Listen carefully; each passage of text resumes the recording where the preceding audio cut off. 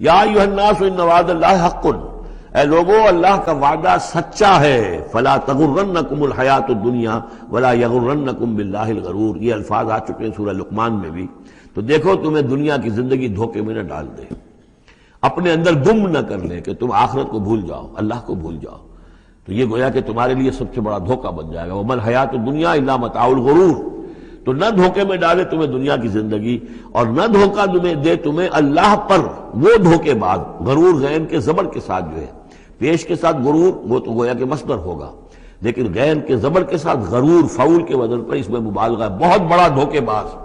سب سے بڑا دھوکے باز ابلیس لعین ہے۔ اور وہ کچھ لوگوں کو اس طریقے سے ورغلاتا ہے، اللہ بڑا کریم ہے، بڑا شفیق ہے، بڑا وہ تو مغفرت کرنے والا ہے نا، کاہے کی فکر تمہیں پڑ گئی ہے، تم نے کون سے بہت بڑے گناہ کر لیے، بس سودی کاروبار ہی تو ہے نا، اور کیا ہے، یا تم نے فلاں کام کر لیا ہے، کون سی بڑی بات ہے، اللہ بڑا غفور ہے، چلتے جاؤ اور کرتے جاؤ جو کچھ کر رہے ہو۔ تو یہ اللہ کی شان رحیمی و غفاری پر دھوکہ دینا، ولا یغرنکم باللہ الغرور، اللہ کی رحمت کے حوالے سے دھوکہ نہ دے پائے تمہیں یہ بہت زیادہ بڑا دھوکے باز۔